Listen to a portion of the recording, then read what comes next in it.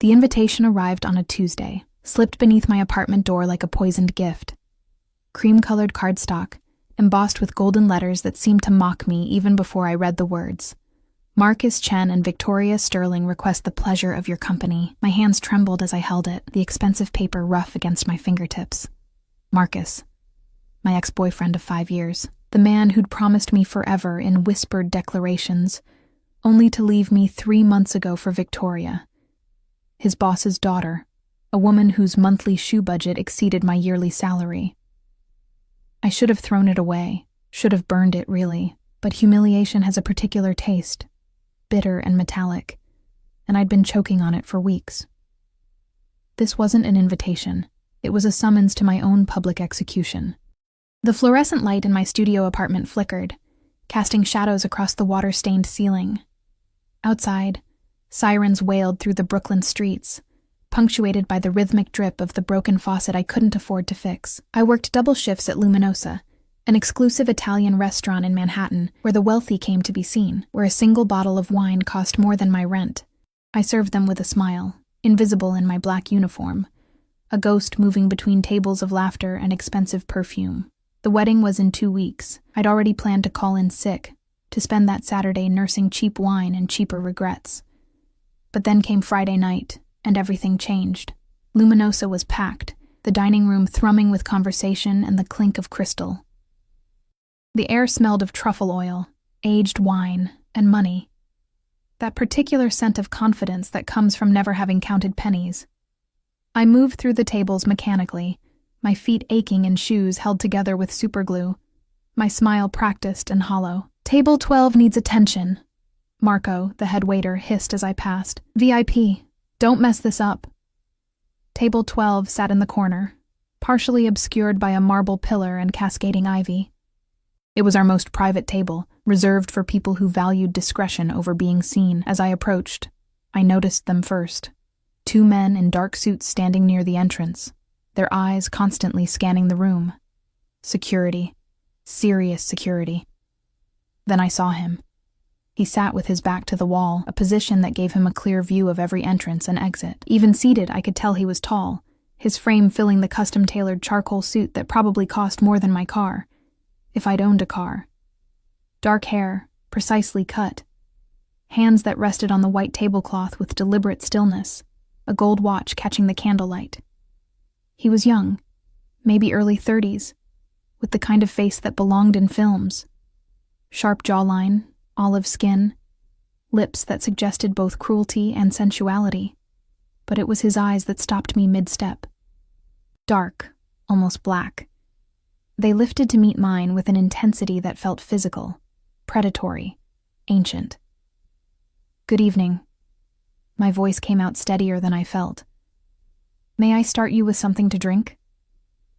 He didn't answer immediately. Instead, he studied me with the same careful attention he'd given the room, his gaze traveling from my face to my name tag and back again. The silence stretched, heavy with something I couldn't name. "Brunello di Montalcino," he said finally, his accent wrapping around the Italian words like silk.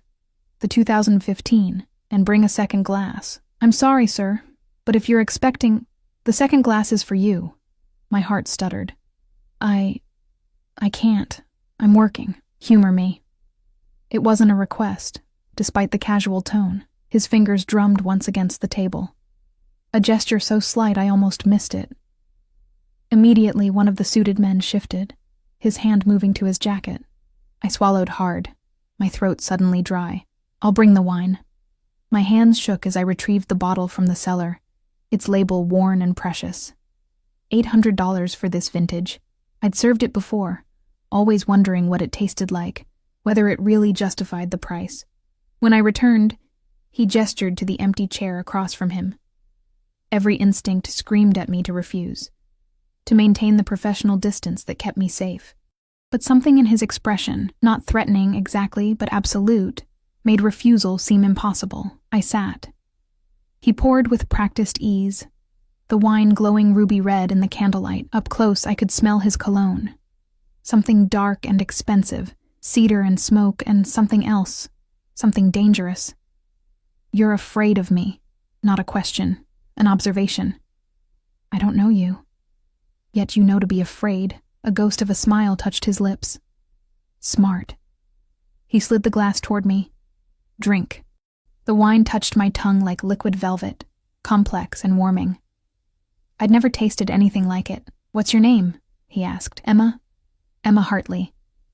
Emma, he repeated it slowly, as if testing how it felt in his mouth. You're tired, Emma. Exhausted. I can see it in the shadows beneath your eyes, in the way you hold yourself. Heat crept up my neck. I work a lot. Too much. His gaze dropped to my hands, to the cracked skin around my nails, the burn scar from last week's accident with a hot pan. You deserve better than this. I laughed, sharp and bitter. You don't know anything about what I deserve, don't I?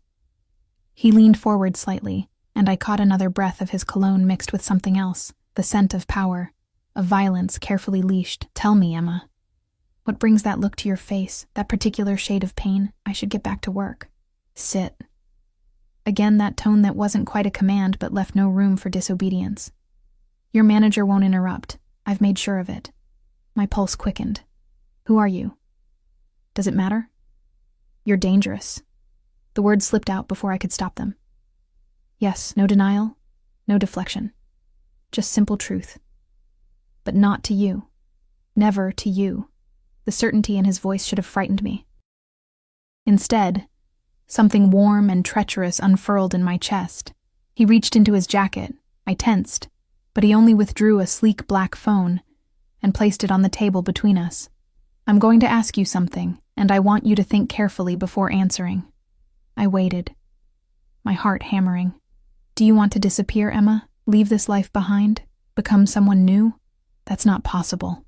Everything is possible with the right resources. He paused, his dark eyes holding mine. I can give you anything you want. Protection, security, revenge, if that's what calls to you. Why? My voice cracked. Why would you offer that to a stranger?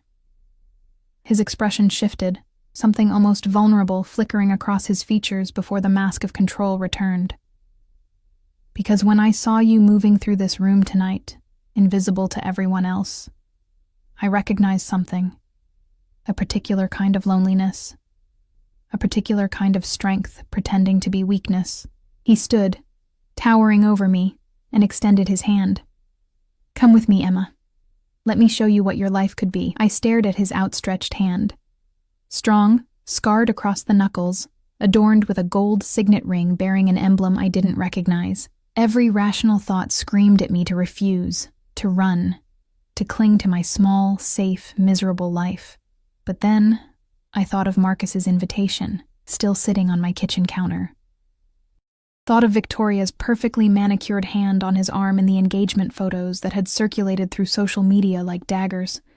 Thought of the way he'd looked at me the last time we spoke, with pity and relief that I was no longer his problem. I took his hand. His fingers closed around mine, warm and possessive, and something shifted in the air between us, a contract signed without words, a door opening onto darkness or salvation. I couldn't tell which. Good girl, he murmured, and the approval in his voice sent shivers down my spine. He led me through the restaurant, past my gaping coworkers, past the security who fell into step behind us. Outside, a black SUV idled at the curb, windows tinted so dark they looked like portals to another world. Wait. I pulled back, sudden panic flooding through me. I don't even know your name. I can't just... He turned, and in the streetlight, his face looked carved from marble, beautiful and merciless. Dante Ferraro. And yes, Emma, you can. The question is, will you? The door to the SUV opened, revealing leather seats and shadows. Behind me, the restaurant glowed warm and familiar. Ahead, only darkness and the promise of something I couldn't name. I thought of the invitation one more time. Of Marcus's smug smile. Of 5 years wasted on a man who'd traded me in like a used car. I stepped into the vehicle. As the door closed behind me, sealing me in leather and shadows, I caught Dante's reflection in the tinted window. He was smiling. A predator who'd just claimed his prey. What had I done? The SUV glided through Manhattan like a shark through dark water, silent except for the muffled sounds of the city beyond the bulletproof glass. I sat frozen in the back seat, hyper-aware of Dante beside me, close enough that I could feel the heat radiating from his body, smell that intoxicating mixture of cedar and danger that clung to him like a second skin. He hadn't spoken since we'd left Luminosa. Instead, he'd made 3 phone calls in rapid Italian, his voice low and commanding, while his free hand rested on the seat between us, so close to my thigh that every breath felt like a risk. "Where are we going?" I finally managed, hating how small my voice sounded. "Somewhere safe." His eyes remained fixed on the passing streets. "You'll need to trust me, Emma. I don't know you well enough to trust you." "No." He turned then, his dark gaze pinning me in place. "But you trusted your instinct when you took my hand. That's enough for now." The SUV turned onto a tree-lined street in the Upper East Side, stopping before a limestone townhouse that radiated old money and older secrets. The security, I'd counted 4 men in the vehicle, including the driver, moved with practiced efficiency, one checking the street, while another opened my door. Dante's hand found the small of my back, proprietary and warm through the thin fabric of my uniform. Inside, the townhouse interior stole my breath. Marble floors, crystal chandeliers, artwork that belonged in museums.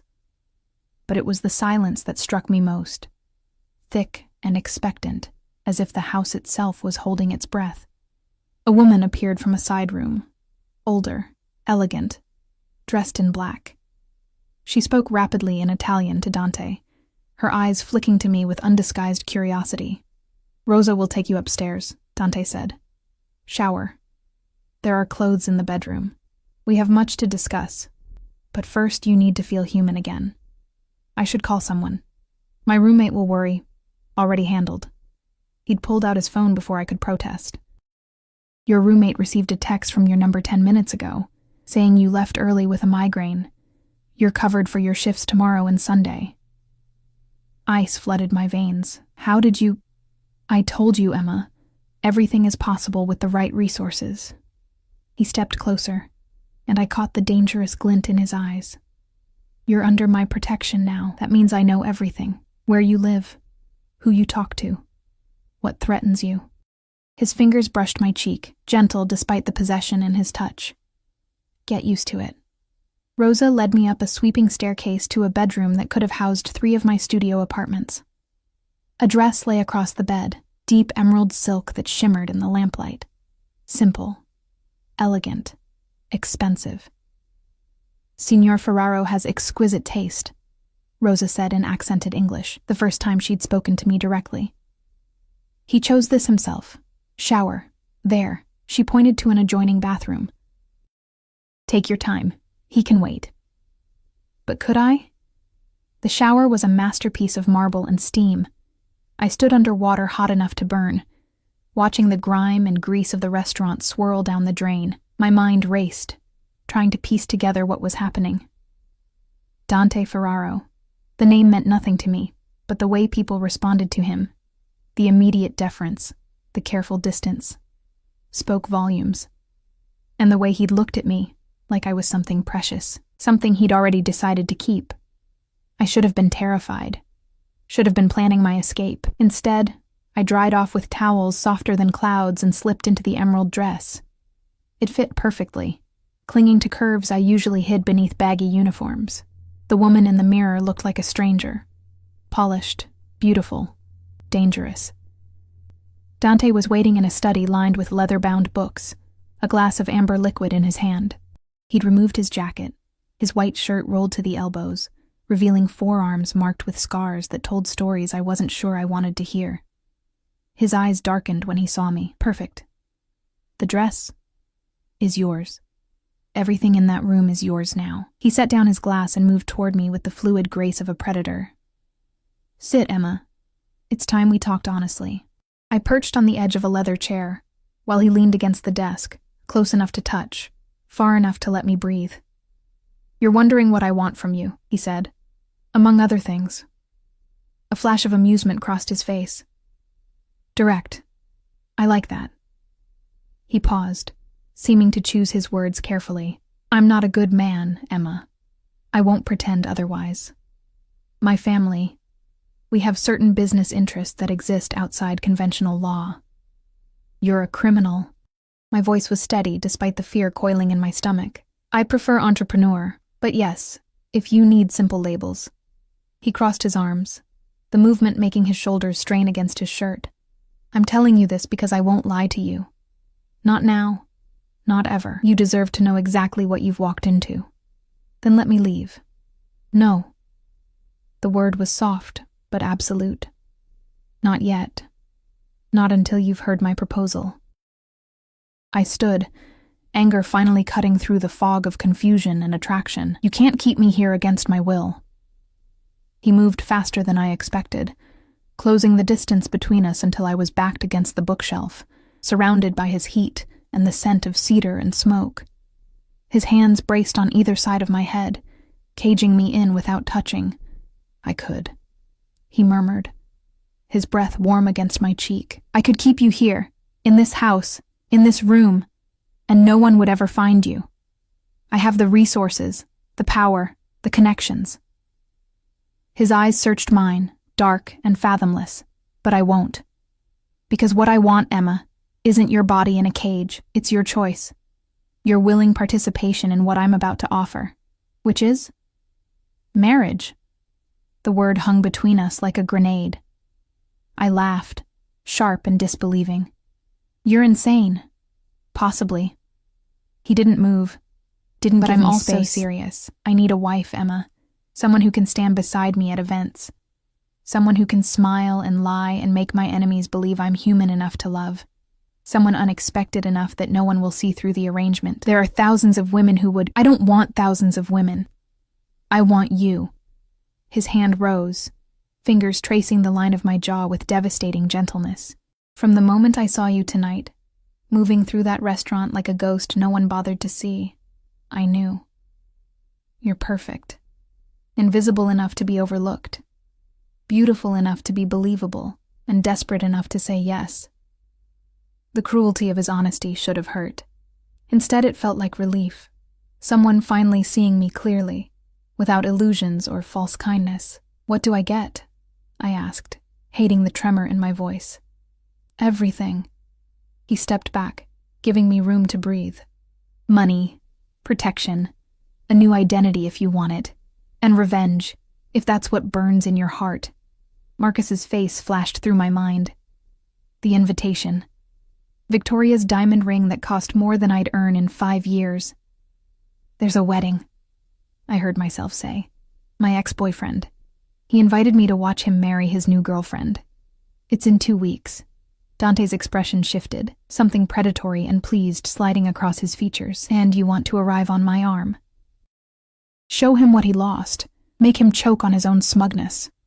Yes, the admission felt like stepping off a cliff. He smiled then, slow and dangerous.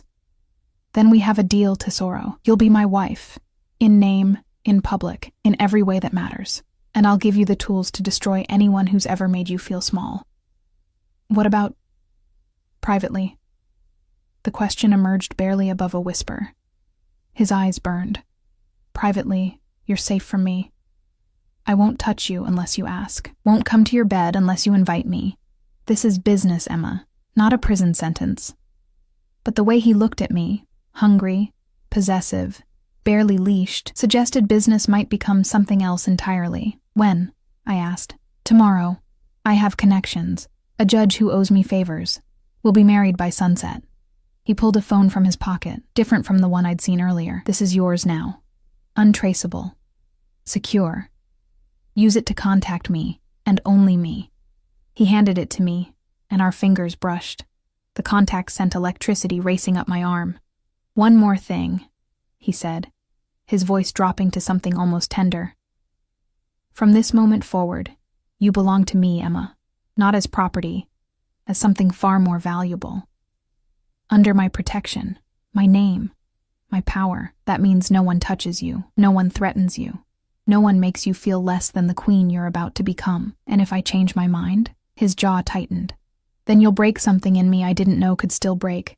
But I'll let you go. He paused. After the wedding. Give me 2 weeks. Attend your ex-boyfriend's wedding as Mrs. Ferraro. Let me show you what your life could be, then decide. 2 weeks. 14 days to live in a fantasy, to taste revenge, to pretend I was someone worth wanting. Okay, I whispered. The word had barely left my lips before he moved, his hand cupping the back of my neck, pulling me close until his forehead rested against mine. Not a kiss. Something more intimate. Acclaiming. Mine. He breathed against my lips. Say it. Yours. The smile that curved his mouth was triumph and darkness, and something that looked dangerously like tenderness. Good girl. Now sleep. Tomorrow we make you untouchable. Rosa appeared as if summoned, leading me back to the bedroom. I should have run. Should have called the police, my roommate, anyone. Instead, I climbed into sheets that smelled faintly of lavender and lay awake, watching shadows dance across the ceiling, wondering if I'd just sold my soul or finally found the courage to claim it. Outside, I heard the low rumble of Dante's voice, speaking in Italian. Then footsteps. A pause outside my door, long enough that I held my breath, half hoping, half fearing he'd enter. He didn't. But I heard him whisper through the wood, so soft I almost missed it. Dormi bene, mia bella. Tomorrow, you become a queen. Sleep well, my beautiful one. I closed my eyes, Marcus's invitation burning in my memory, and smiled into the darkness. Morning arrived with pale sunlight filtering through silk curtains and the scent of fresh espresso. I woke disoriented, tangled in sheets worth more than my monthly salary, my mind struggling to reconcile last night's surreal events with the gilded reality surrounding me. A soft knock preceded Rosa's entrance. She carried a tray, espresso, pastries that looked handcrafted, fresh berries glistening with morning dew. Signor Ferraro is waiting, she said, setting the tray on the bedside table. He says to take your time, but... A small smile touched her lips. He is not a patient man when he wants something. And he wanted me. The thought sent heat curling through my stomach. I found him in the dining room, sunlight turning his dark hair almost blue-black. He'd traded last night's suit for charcoal slacks and a white shirt, sleeves rolled up, revealing those scarred forearms. He was on the phone again, speaking rapid Italian, but his eyes tracked my entrance with predatory focus. He ended the call abruptly. Sit. The table could have seated 20, but only 2 places were set, at the head and immediately to the right. Close. Intimate. Sleep well? His voice carried that morning roughness that did dangerous things to my pulse. Surprisingly, yes. Good. He poured coffee into a delicate cup, added cream without asking how I took it. He already knew. Had probably known before I walked into Luminosa last night. We have appointments today. First, the courthouse at 3, then shopping. You'll need appropriate clothing. Tonight, dinner with some business associates. They need to meet my fiancé. We will be in 6 hours. He slid a velvet box across the table. Open it. My hands trembled as I lifted the lid. Inside, a ring caught the morning light. Platinum band. Single emerald surrounded by diamonds. Exquisite. Terrifying. Family heirloom, Dante said, watching my face. It belonged to my grandmother. She would have liked you, I think. Your strength hiding as softness. Dante, I can't... He was around the table before I could finish, kneeling beside my chair, the ring balanced on his palm. You can. You will. His free hand caught mine, thumb stroking the pulse point at my wrist. This is real, Emma. Maybe it started as business, but I don't give my grandmother's ring to business arrangements. What are you saying? That I'm a possessive bastard who decided last night that you're mine? His eyes burned into me. That watching you in that green dress, seeing you become the woman you were meant to be, made me want things I have no right to want. He slid the ring onto my finger, a perfect fit. That if any man looks at you wrong today, I'll break his jaw. If your ex-boyfriend so much as breathes in your direction at that wedding, I'll destroy everything he loves. That's insane. Yes. No apology, just dark certainty. Get used to it. He stood, pulling me with him, his hands framing my face. I protect what's mine, Tesoro. Obsessively, Violently if necessary. You need to understand that before we do this. Once you wear my name, there's no halfway, no casual possession. You'll be mine in every way that matters. I should have been frightened, should have recognized the red flags waving like surrender banners. Instead, I felt something unfurl in my chest, something that had been locked away since Marcus left, since years of making myself smaller to fit into his life. And what do you get? I whispered. His thumb traced my lower lip, the touch electric. You. In my house. At my table. In my life. A pause, heavy with unspoken promises. In my bed, when you're ready to admit you want me as much as I want you. Confident. Observant. He stepped back, and I felt the loss of his warmth like a physical ache. Your pulse races when I'm close. Your pupils dilate when I touch you. You're attracted to me, Emma. Terrified, yes, but attracted. Attraction isn't enough. No. He returned to his seat, all business again, the shift dizzying. But it's a start. Now eat. We have a long day ahead. The courthouse ceremony was brief and clinical. A judge who barely looked at us, paperwork signed with hands that shook. Dante's security forming a wall of black suits around the small room. When the judge pronounced us married, Dante kissed me, soft, possessive, a promise and a warning. Mine, he murmured against my lips, and I tasted victory in his mouth. Shopping was an education in excess. Dante led me through boutiques that didn't display prices, where staff knew his name and disappeared into back rooms at a gesture. He chose my clothes with the same focus he applied to everything, decisive, exacting, possessive. This one. He held up a dress, midnight blue, backless, obscene in its elegance. It's too much. It's perfect. He stepped closer, voice dropping. I want to see you in it.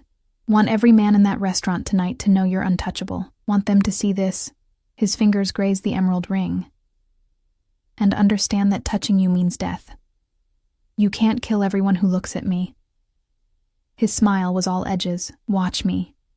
By the time we returned to the townhouse, I had a wardrobe that rivaled Victoria's, shoes that cost more than my car would have, jewelry that required its own security detail. Dante had watched me try on each piece, his eyes dark and hungry, his control visible in the tension of his jaw, the white-knuckled grip on his phone. Tonight, he said, as Rosa led me upstairs to prepare. You meet the family. Some are blood, most aren't. All are dangerous. Stay close to me. Speak only when spoken to. And if anyone makes you uncomfortable, tell me immediately. What will you do? Whatever's necessary.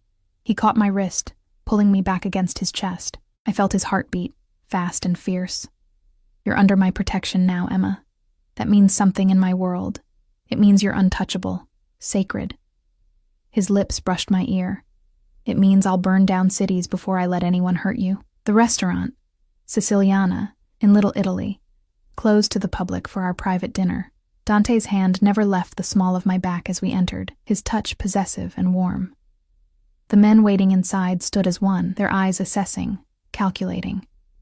Familia, Dante announced, his voice carrying the weight of command. My wife, Emma Ferraro. The name hit me like a physical blow. I was no longer Emma Hartley, invisible waitress. I was Emma Ferraro, married to a man whose presence demanded submission from everyone in the room. They came forward one by one. Marco, Dante's second, all muscle and cold calculation. Lorenzo, the accountant, whose gentle smile didn't reach his eyes. Antonio, youngest of the group, who looked at me with open curiosity before Dante's warning growl sent him stepping back. She's beautiful, Capo, Antonio said, recovering. You chose well. I know.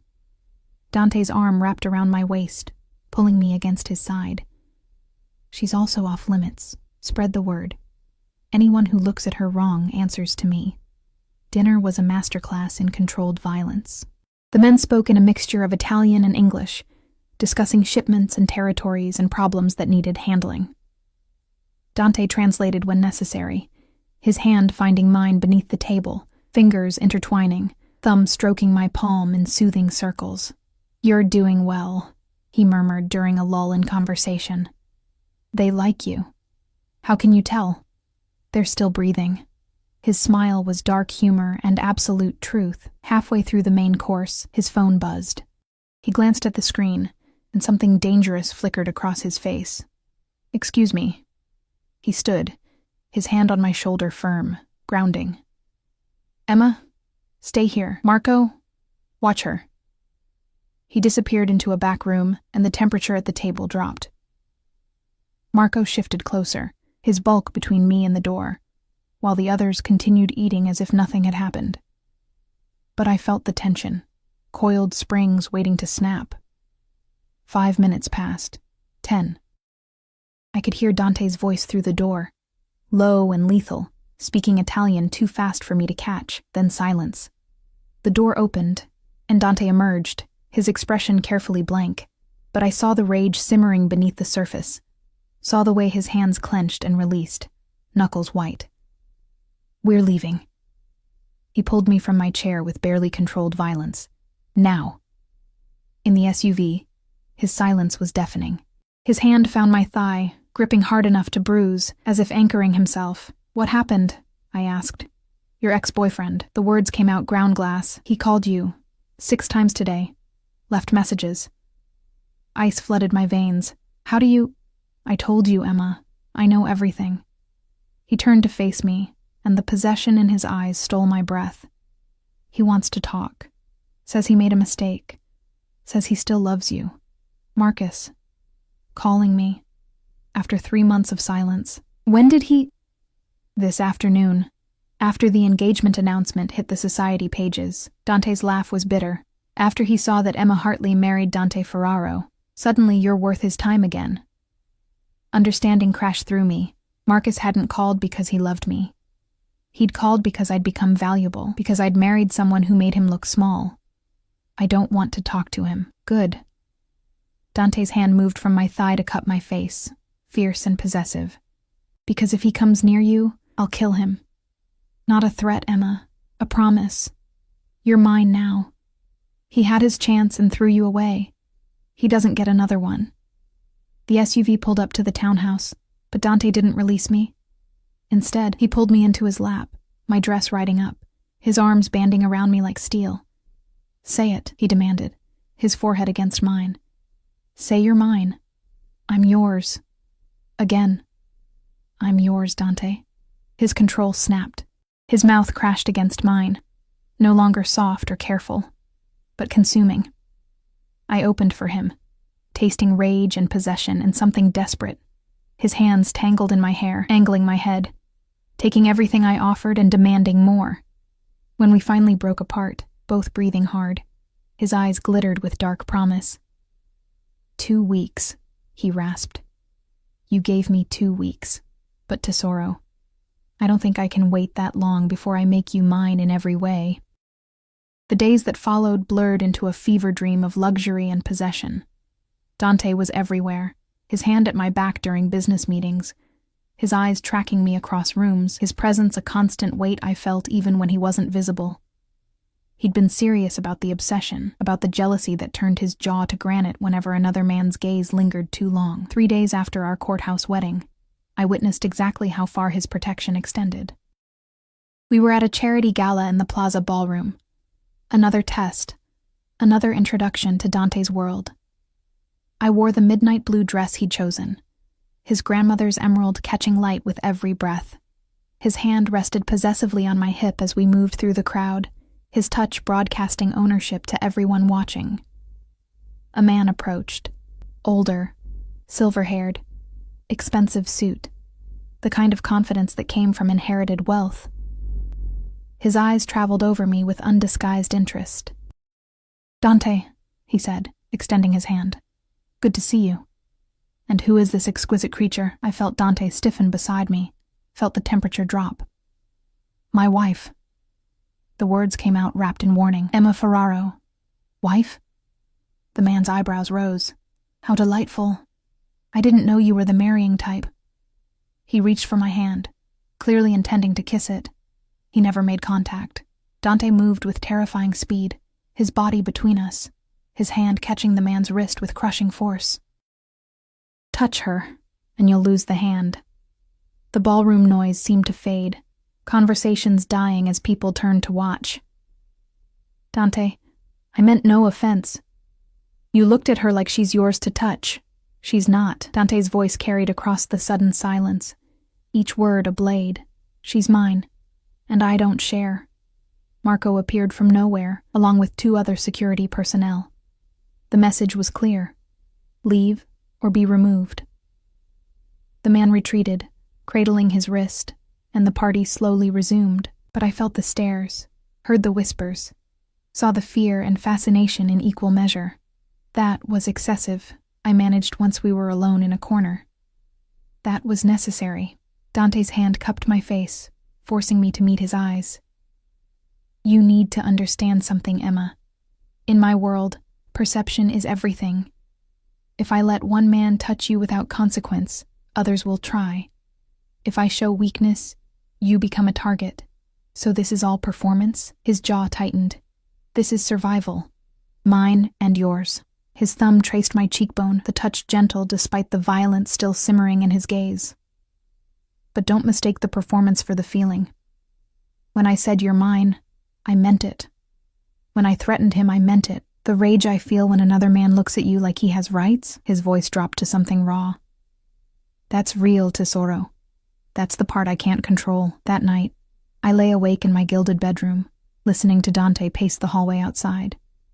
He did that sometimes, walked the house like a caged predator, his footsteps a reminder that he was always watching, always close.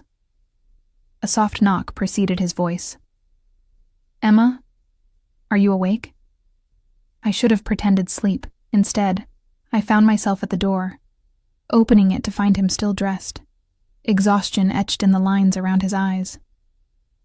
I can't sleep, he admitted, the confession seemingly pulled from him unwillingly. Knowing you're on the other side of this door, knowing I promised not to touch you unless invited, he dragged a hand through his hair. It's driving me insane. Dante, I'm not asking for anything. He stepped closer, and I smelled whiskey on his breath, cedar in his cologne. I just needed to see you, needed to know you're real, that this isn't some dream I'll wake from. The vulnerability in his voice undid something in me. This man, this dangerous, violent, obsessive man, looked at me like I was oxygen. Come in, I heard myself say. His eyes darkened. Emma, if I come in, I might not have the strength to leave. Then don't leave.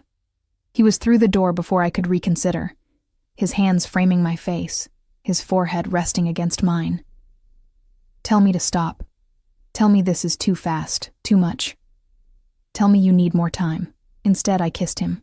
He groaned against my mouth, a sound of surrender and triumph. His arms wrapped around me, pulling me against the hard planes of his body, letting me feel exactly what I did to him. The kiss deepened, turned desperate, his hand sliding into my hair, down my spine, learning the curves he'd only looked at until now.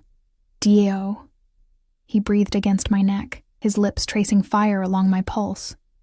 Do you have any idea what you do to me? How badly I've wanted this. Show me. He lifted me effortlessly, carrying me to the bed, laying me down with a reverence that contradicted the hunger in his eyes. Once I have you, Emma, I won't let go. You understand? This isn't casual. This isn't temporary. You'll be mine in every way. I'm already yours. The words unleashed him.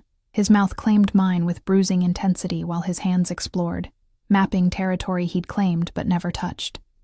I arched into him, 3 days of tension and want finally finding release. But then his phone buzzed, harsh, insistent. He pulled back with a curse. I have to take this. Now? I'm sorry.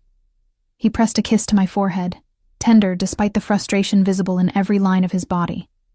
Business that can't wait. But Tesoro, his eyes promised dark things. This isn't over. When I come back, we finish this.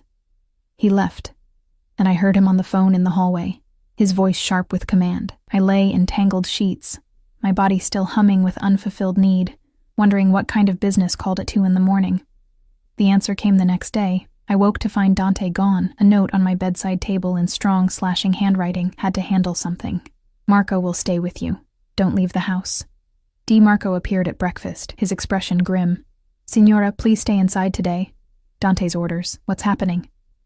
Nothing you need to worry about, but I saw the extra security, heard the rapid Italian on phones, felt the tension crackling through the house like electricity before a storm. Dante returned at sunset, his suit rumpled, a cut above his eyebrow, his knuckles split and bloody. I met him at the door, my heart in my throat. What happened? Took care of a problem. He moved past me toward the study, and I followed, watching him pour whiskey with hands that trembled slightly. You're hurt. I'm fine. Dante. Your ex-boyfriend. He downed the whiskey in one swallow. He showed up at your old apartment this morning, tried to contact your roommate, asking about you. Where you were. Who you'd really married. Cold dread pooled in my stomach. What did you do? He turned, and the darkness in his eyes made me step back. What I had to. Sent some associates to have a conversation with him. Made it very clear that you're off limits. That if he tries to contact you again, there will be consequences he won't survive. You threatened him. I promised him. Dante crossed to me, his presence overwhelming. He hurt you, Emma. Threw you away like trash, then had the audacity to come sniffing around when you became valuable. His hands cupped my face, thumbs stroking my cheekbones. No one hurts what's mine. No one. I should have been horrified. Should have seen the red flags, the danger, the possessive violence barely contained beneath his control. Instead, I felt protected, cherished, chosen. The wedding is in 5 days, I said softly. His eyes blazed. I know. I've already arranged everything. New wardrobe for you. Something that will make every woman there weep with envy. Security detail, subtle but present, and transportation that will announce exactly who you've become. Dante, maybe this is too much. Nothing is too much. He pulled me against him, his arms iron bands. You're going to walk into that wedding on my arm, wearing my ring, carrying my name. And your ex-boyfriend is going to realize he traded a queen for a pretty girl who'll never love him the way you did. I don't love him anymore. Good. His voice turned rough. Because I'm a jealous bastard, Emma. I don't want to share even your memories of loving someone else. The next few days passed in a whirlwind of preparation. Dante became even more possessive, barely letting me out of his sight. He worked from home, his office door open so he could see me whenever I passed. At night, he'd appear at my door, sometimes talking, sometimes just watching me sleep from the doorway, as if reassuring himself I was real. This isn't normal, I told him one night when I caught him standing in the shadows. I never claimed to be normal.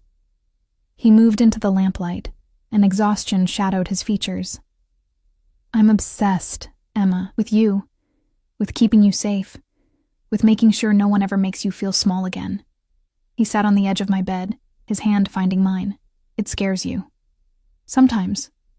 But I think I needed someone to be obsessed with me, to see me, to choose me over everything else. I laced our fingers together. Marcus made me feel invisible. You make me feel like I'm the only person in the world. You are. He brought my hand to his lips, kissing each knuckle. The only one who matters. The night before the wedding, Dante came to my room carrying a velvet box. Tomorrow, you face your past, he said, opening it to reveal a diamond necklace that probably cost more than my childhood home. I want you armored in proof of your worth. Want you dripping in evidence that you're treasured. He fastened it around my neck, his fingers lingering on my skin, and met my eyes in the mirror. After tomorrow, no more questions about us, he said quietly. No more doubts. You'll have had your revenge, proven your point. And then, Tesoro, I'm going to ask you if you want to stay. Really stay. Not for 2 weeks. Forever. And if I say no, pain flickered across his face, then I'll let you go. It'll destroy me, but I'll do it. His arms wrapped around me from behind, his chin resting on my shoulder. But I don't think you'll say no. I think you're as obsessed with me as I am with you. I think you crave this, the protection, the possession, the feeling of being chosen. He was right. And that terrified me more than anything. The morning of Marcus's wedding dawned cold and bright, the kind of October day that made Manhattan look like a postcard. I stood before the full-length mirror in my bedroom, barely recognizing the woman staring back. The dress Dante had chosen was a masterpiece. Champagne silk that hugged every curve before flowing to the floor, a neckline that hinted at sophistication without crossing into impropriety. The diamond necklace glittered at my throat, matched by earrings that caught the light with every breath. My hair had been styled by someone Rosa brought in, swept up in an elegant twist that exposed my neck, the emerald ring impossible to miss on my hand. I looked expensive, untouchable, powerful. "Bellissima," Dante breathed from the doorway. I turned to find him in a three-piece charcoal suit that had clearly been tailored to perfection. His dark hair swept back, the cut above his eyebrow nearly healed. But it was his expression that stopped my heart, awe and possession and something deeper, something that looked dangerously like love. "You're staring," I managed. "I can't help it." He crossed to me, his hand settling on my waist. "You're the most beautiful thing I've ever seen. And you're mine. For 2 more weeks." His jaw tightened. "We'll see about that." He pressed a velvet box into my hands. "One more thing." Inside lay a bracelet, delicate platinum links studded with emeralds. But it was the small charm that made my breath catch. A tiny key, exquisitely detailed. "The key to what?" I asked as he fastened it around my wrist. "Everything." His fingers lingered on my pulse point. "My house, my life, my heart if you want it." He lifted my hand, pressing a kiss to my palm. "Are you ready to face him?" Marcus. The wedding. The moment I'd been simultaneously dreading and craving. Yes. The drive to the venue, some historic mansion in the Hamptons, took 2 hours. Dante spent most of it on the phone, speaking rapid Italian, his free hand never leaving my thigh. Marco drove, with 2 more security vehicles flanking us, an escort fit for royalty. "Is all this really necessary?" I asked during a rare quiet moment. Dante's eyes met mine, serious. "Yes. You're walking into a room full of people who knew you as Marcus's discarded girlfriend. They need to see that you're untouchable now, that you're protected by someone they should fear." "You want them to be afraid?" "I want them to understand." His hand cupped my face. "You're under my protection, Emma. That means something in circles like these. It means Marcus made the biggest mistake of his life, and everyone will know it." The mansion was already filled with guests when we arrived, luxury cars lining the circular drive, music drifting through open French doors. Dante helped me from the SUV, his hand immediately finding the small of my back, possessive and warm. We entered together, and I felt the exact moment the room noticed us. Conversations stuttered, heads turned, eyes widened, because everyone recognized Dante Ferraro, and now they were connecting him to me. "Emma?" A familiar voice. Sarah, one of Marcus's cousins. She approached with poorly concealed shock. "Oh my God, I almost didn't recognize you. You look incredible." "Thank you," I smiled, feeling Dante's hand tighten on my waist. "And you are?" Sarah's eyes traveled over Dante with undisguised interest. "Her husband."